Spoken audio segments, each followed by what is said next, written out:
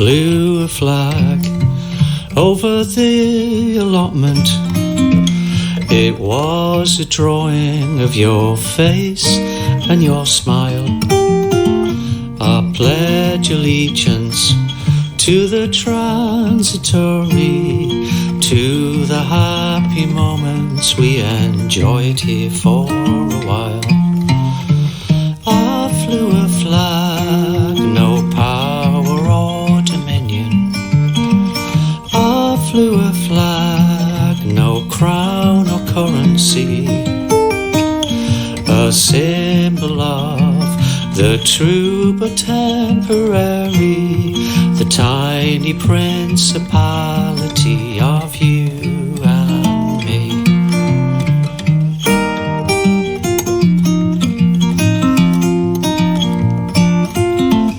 I flew a flag over the back garden. It was a painting of your face and your smile. I pledge allegiance to impermanence, to the peaceful moments we enjoyed here for a while. I flew a flag, no power or dominion. I flew a flag, no crown or currency. A symbol of the true but temporary, the tiny principality of you and me.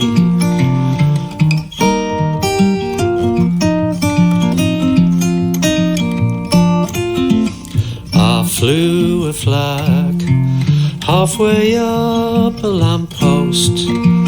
It was a photo of your face and your smile. I pledge allegiance to non-alignment, to the fleeting freedoms we enjoyed here for a while.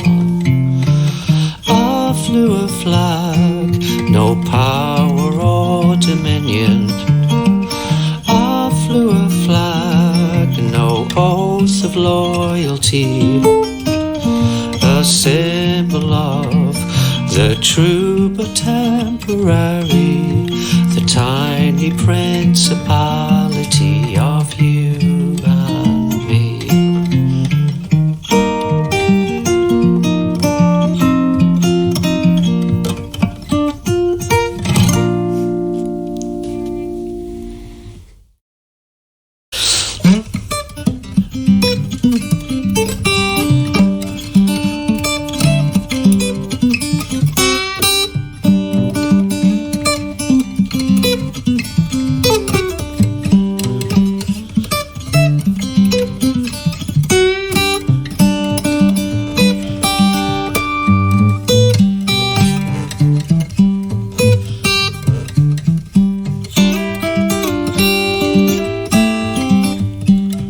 Here in the laser clinic, we see a lot of these tattoos, Andy Cole in black and white. Before we moved on to Man U, I had a tattoo too, but it went pear-shaped, pear-shaped like me and you.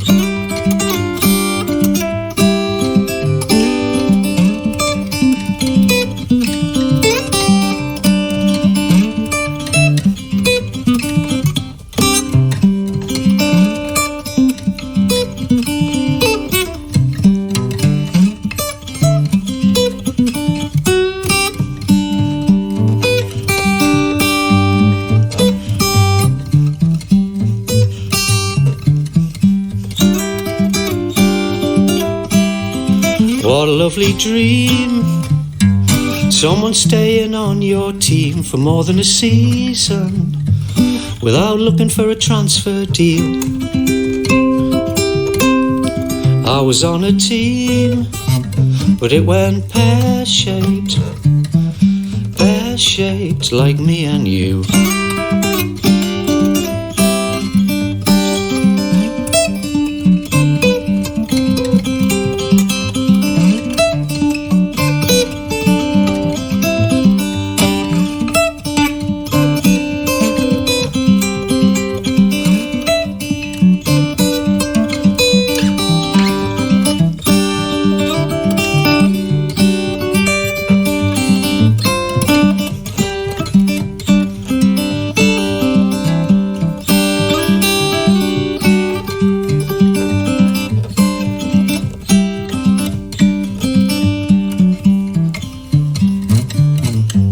Liam and Patsy,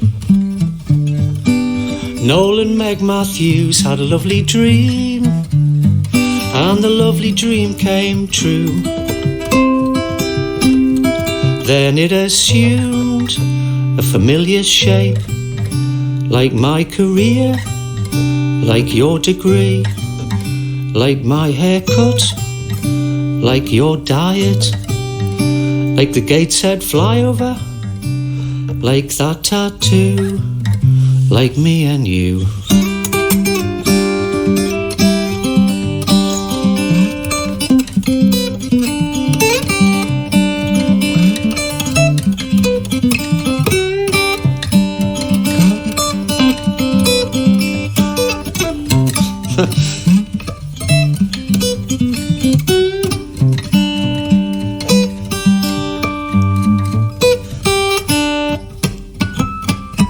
Oh, I'll try that again. It's worth a wait.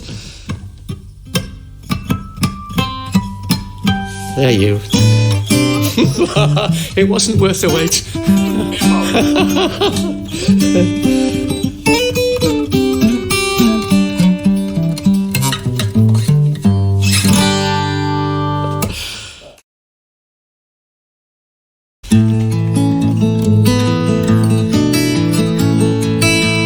I'll start it again.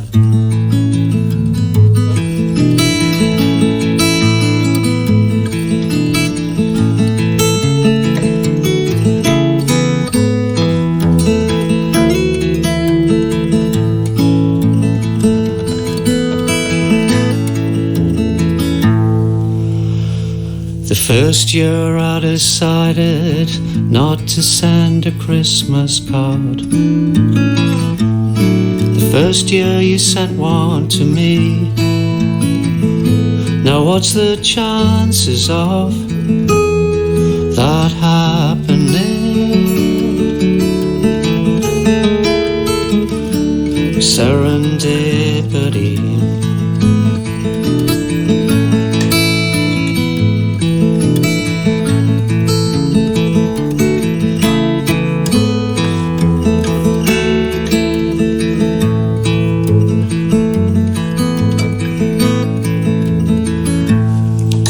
And it had to be the evening when I gave up on you.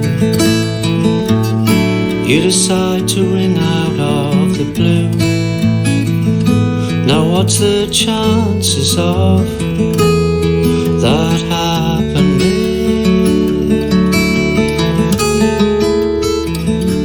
Serendipity.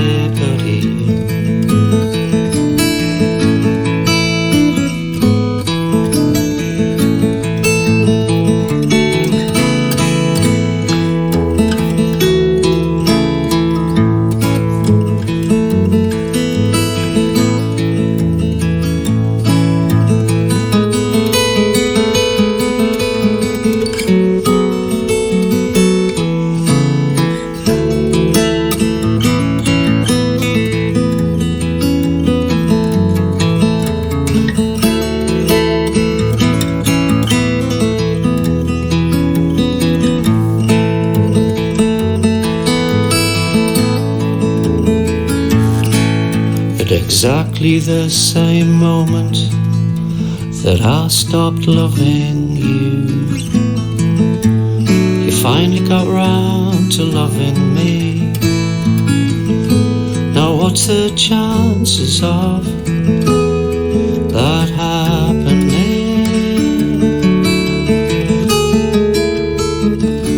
Serendipity.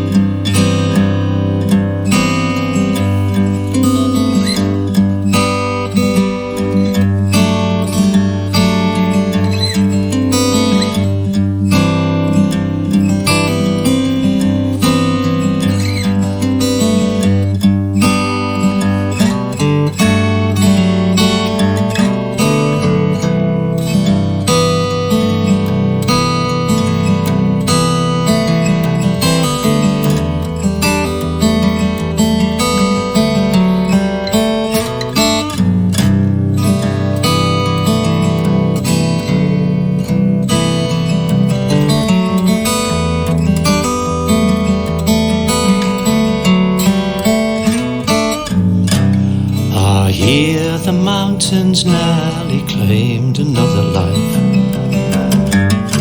in their quiet way.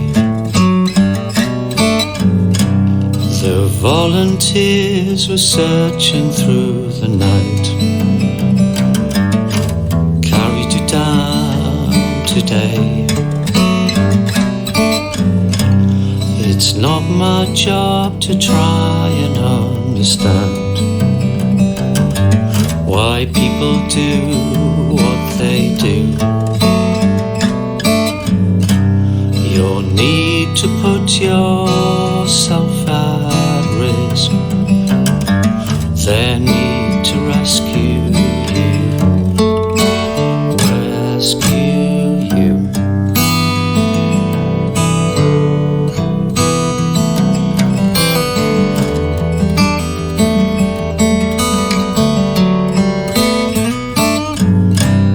And now you're drifting out to sea on an inflatable in a quiet way. Let's hope somebody saw you go and called the Coast Guard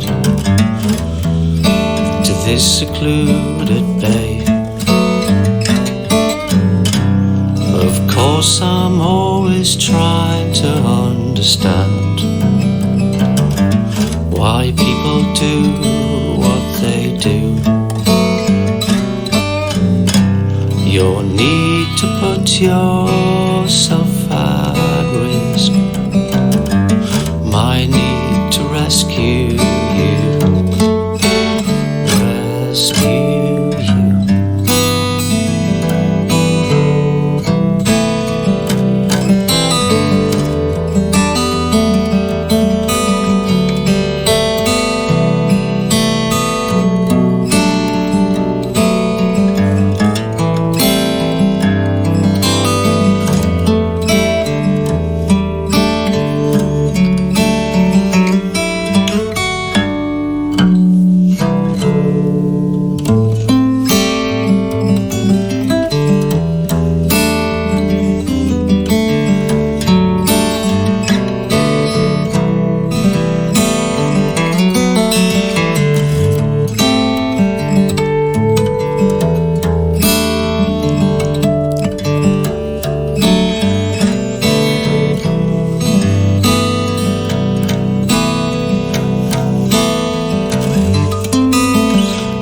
Noisy shipyards for your children or grandchildren, no toiling far below.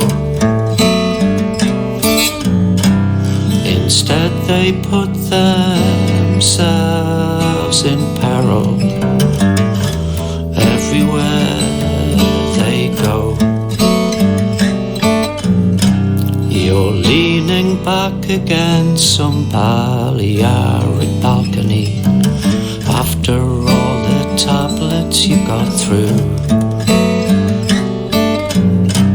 with the unspoken expectation someone will rescue you, rescue you.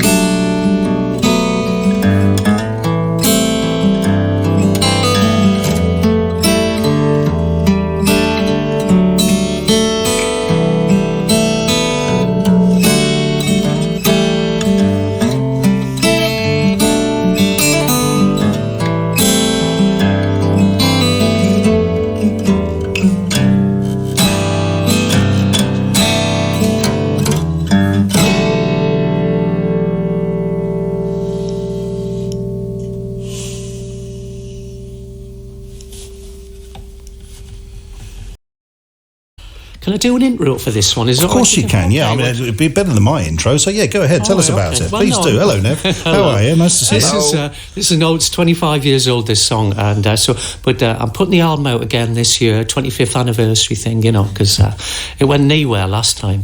And but this is the title song, and it's got a couple of Manchester references if you listen carefully, you know. And it's about things going wrong. And but this song as well, it's the first song I ever had played on the radio, because Milky Wimpshake, you know Milky Wimpshake? Yes. It slammed Pete Dale, you know. They did a cover of it, and it got played by Rob DeBank. Ah, there you go. Yeah, Brilliant. I know, it was my first ever. It's great. And also this song got played by my friend Barry in the Box at St James's Park in 2001 during the Toto Cup in Newcastle. There you go. I know. And now for us. Okay. So here it is. So it's not like the other ones. It's a bit fast and fiddly. So lots of opportunities for some Les Dawson moments. You know, but let's see how it goes. Absolutely splendid. It's more than worth it. Well, that's some tricky guitar playing there, mate. That's mind-blowing. It was ridiculous. And some lovely harmonics both times. Pear-Shaped from Nev Clay. Incidentally, it's an old, as Nev said, an older number. And another number from said LP from 25 years ago on the way, among other things, and other stuff to talk about. We should mention, before we forget to, no pun intended, Until I Forget, which is the new release. It features 4 tunes recorded previously in session for Riley & Co. And they sound great. You must have been pleased with them at the time. Yeah. Beautiful. Well, great work, you know. Yeah, they know what they're doing. They're ace. Yeah, class. And then there are 4 recorded. I read it as to go with them, to go on the B-side. What was the thinking there with the 4 other tunes on this record? I was just thinking I wanted something to sound. I didn't want to split them up into like a double. I didn't want to have 2 on each side. I wanted to have it, and then I thought, well, I need another 4 acoustic songs on the other side. And Lisa from the production room, Lisa Murphy's fantastic. So we mic'd it just like this, so it would sound like what it might have sounded like in here, you know. So yeah, it was. And yeah, one of those tunes is "I Flew a Flag," which you played earlier, and I do like the idea of more or less us having our own flags in our allotments, our individual flags, or a household flags in gardens and allotments, or on the TV aerial. Yeah, it was that song, and you asked before, Mark, not on air, like, what do I do with my time? But I spend a lot of time just doing Sudokus and waiting for songs to turn up, you know. And that song turned up at like 4:45 in the morning. I've had insomnia for about 2 years. And I never write. It's not a political song, is it? Anyway, but I would never want to write a song about flags.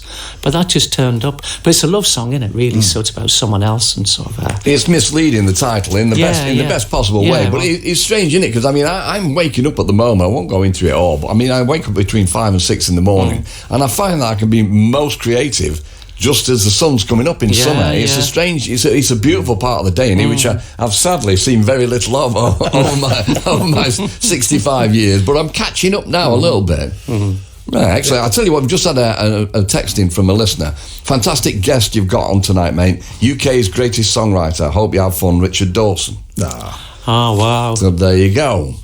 What a man. I know you've widened your scope when it comes to playing outside of the northeast, and we had a request to play Bristol, Cardiff area from Louise earlier. When it comes to playing elsewhere, is it you're open to invitations? I understand it. That's basically it. I mean, I don't go looking for gigs, but if someone asks, then I'll do it. Really. So all these ones, like it is nice to get out and.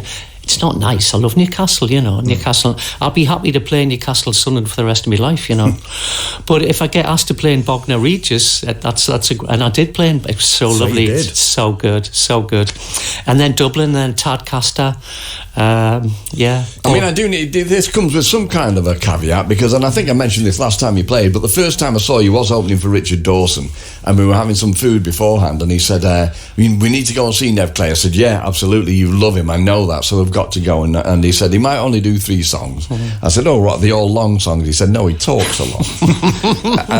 and it proved to be the case. But one of the most engaging nights I've ever had. It was at Leeds City Varieties. Yeah, it was great, wasn't it? It's a wonderful show. Yeah, absolutely. And you've also, I mean, you know, the Wandering Minstrel, right? Okay, it can be a lonely place. That's the cliche. And you're going to make up for lost time now because you've got an 8-piece band on the boil, haven't you? Well, I have, yeah, but I don't think we're going to go touring but this is all Phil Tyler's fault. Phil Tyler is a multi-instrumentalist, fantastic musician, originally from Devon, lives in Newcastle. He's in 6 or 7 bands at any one time.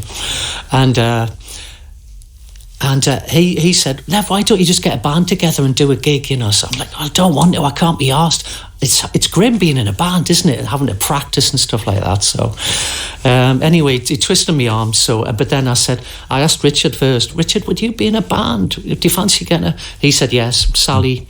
And then loads of other great mates, Robin Fry, my friend Dave Scott, Cat Stevens singing as well. And my friend Gary Lang, who's in St James Infirmary, who they've been going for... Have you heard of them? No. Well, you need to. He's been going for 40 years. All right. Give us a chance. He's like Ashington's Brian Jones, you know. So, no, Brian Wilson, not Brian Jones. So, all right. Either or. Yeah, great. So we did one gig, and I thought, well, that's it. And then I thought, well, why not do another one? You know. So what we're going to do? This is the band with Richard and Sally and all the other Lush people. We're going to go in the studio. We're going to record an album. All the songs. We're going to put out the album, and so let's see what happens. You know. Fabulous. I mean, so you told me before you were previously in a rock band. Yeah. Not quite a metal band, and you're the lead guitarist. Yeah. And we know that Richard Dawson's got a penchant for Iron Maiden and lots of metal stuff. Yeah. You must be tempted to form a heavy metal band with Richard. It has been discussed. Oh, it has been discussed. Hey, well done, Mark. You name the date, you can come in here. Got an exclusive there, Mark. Well done. You heard it here. Well, one way, I mean, I sort of satisfy my urges because I normally play with a fuzz box. So when I get the urge, I just stick the guitar through an old, like the DS1, like a Boss pedal, you know. Right. Other fuzz pedals are available, course, you know. Absolutely. And I'll just love to crank it through the fuzz box. You never lose that feeling. Well, it scratches an itch, you know. Yeah. So, what's the next tune you'd like to play for us? Well, next tune, right here. I've got to tune it up first. That's fine. While you do that, I won't be long though. I will not be a second. Okay, that's fine. All right. Yeah. Well, it's nice to hear somebody tune up anyway. So I'll stop talking because I can It's ruin not it. nice to hear me tuning up. Is it not? It's about an hour long, generally. Do you use the harmonics method, Mark, or do you use I use the pitchfork. Oh, that's very good. We did, but you think about that. It was Will Sargent from Echo and the Bunnymen, the first person I ever saw with a guitar tuner. And it was just like the devil's work, you know, because we would...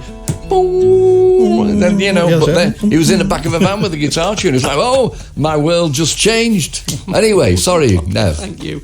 I think this will do it. Let's have a listen. Is that right? Oh, yes. Great. Bingo. That's great. I was going to say as well, if I'd known there was going to be an eclipse tonight, and I should have checked when I got asked to do this, I've written a song called The Ballad of Brian Cox. Oh, I know it would have been perfect, wouldn't it? And it's sort of, I know, and I'm going to next one, 2090. Yeah. The thing is that you will wake up every morning now and you'll go and just check that there's not an eclipse, even though they've known one for 90 years. That's the way it works. It's in there now, mate. You'll never shake it. Okay, here we go. So this is another one off Pearshaped. It's just another little miserable one, you know. For the one. Here we go. That's Nev Clay live on Riley & Co. here on Six Music with Serendipity. What a song, Nev. And that's 25 years old, that one. I mean, who's counting? And should point out that you can find versions of, because that one, as I recall, is recorded with a band, is it? With more instrumentation on it, on that particular record. Is that right? It might just be me. Oh, I was on that one. Okay, yeah. But it's available on the aforementioned LP, Pearshaped. And also on Bandcamp is it's sort of the ongoing story of Cuddy's Cave and the ongoing life of Cuddy's Cave as well, because you recorded over a period of months and months. It must have been. You recorded a new version, Cuddy's Cave, 52 voices. Can you just tell us a bit about that? I was playing in Sunderland at the ship Isis one night, and I'd been asked to do a residency, you know, so I was doing Cuddy's Cave, and there was only about 7 or 8 people in the audience. I thought, why don't I had the lyrics, because I can't remember the whole thing, and I just tore it up into verses, and I gave everyone a verse each. I said, let's just do it like this, you know, so I passed the mic around, I'm just playing, and people I thought, that'd be lush, wouldn't it? And all the different voices, it sounds so beautiful, and then I thought, why not get someone else to do every different line, you know, and so I had to go around and ask, you know, to begin with I gave people a choice, and then some people were left with the dregs, and but it's an amazing, it's incredible, isn't it? You hear like a broad Scottish accent, and then you've got Matthias from the Burning Hell, from Canada, and then a Cockney, and then me mate Patrick from Northern Ireland. All these voices just sort of rubbing together. It's so beautiful. And the backing music is courtesy of Chris Ormston as well, and that is beautiful as well. Yeah, it's incredible. He's an amazing Northumbrian piper, yeah. Seek that out as well. On this programme, we do try and go off-piste every now and then. So I was asking you before, I mean, we've met, and we met for the first time, as I say, in Leeds, but we try and find out something that's going on. We need to mention Chris True, Prancy Dog, is with you tonight, a wonderful fella, and I was just about to get him to dish the dirt on you when you came out the studio, so that didn't work. But and so then you joined us, and you told me that you go looking for graffiti in churches in the northeast with your sister, who's an archaeologist. So graffiti in churches. This is, I have to be honest, it's a new one on bridges over motorways, quite possibly. But so, what kind of stuff do you find, and where do you look exactly? Well, it was a University of Durham project, Durham Uni project, right, to look for medieval graffiti. Like the little marks that people, with the sort of stuff you were talking about. Yeah, and we found some of that, but a lot of it is Victorian. It is lush, just people carving, that beautiful copper script writing carved into the backs of pews and things like that, or up a bell tower. And some of it's even later, it's just kids with biros scratch. And we did a sort of analysis, and the further away you are from the pulpits, the graffiti increases exponentially, so by the time you get to the back pew, there's always loads and loads of graffiti and kids just drawing like tanks and things, and guns and cock and balls and stuff like that. So no offence to anybody else, of course. But rather inevitably, of course, those songs appear. It's no difference to the tagging today, is it? Because you look at some of that graffiti, it's obviously just incredible artwork, and then you go back to somebody who's like really skilled and bored on the back pew of a church with a chisel. I mean, you would have to get searched going into church these days. You've not got a chisel with you, have you? Yes, and a mallet. But there is medieval scrawlings and things like that, and going back further, I think probably in ancient Egypt, some people probably wrote Ptolemy's a loser somewhere. No offence to any Ptolemy's. Well, exactly, yeah. You've torn it now, mate. The curse of Ptolemy. But it's so tempting, because you've got all these names. So-and-so was here 1831. And a lot of some of the churches are near the Otterburn Ranges. You had a lot of army stuff there. So loads of army names from the 30s and 40s, So, yeah, good. But you're not allowed to leave your own name. I think that's the stipulation. You can't just put your phone number on. Yeah, exactly. Are you ready for another number? Yeah, I think so. Let's just see what the tune's like. Okay, then that'll be good. I know, it's so boring. Normally if I was playing live, I'd just talk over it, Well, you can do that anyway. You go ahead. I've got some tour dates, so I can start doing those whenever you like. All right, okay. Well, let's do that. Okay. Well, there was one on Saturday. Yeah, where are you? Yes, this coming Saturday, Love a Fiend. Yeah, it's Aunt Macari's birthday. Thank you very much. There we go. That's 7:30. Star in Shadow, Newcastle, on the 4th of September as well. Sunderland show at the Bridge House Hotel on the afternoon of the 6th of September. Lytton Phil Newcastle, some poems and songs on the 24th of September with Kathleen Kenny, Joan Johnson, Catherine Ayres.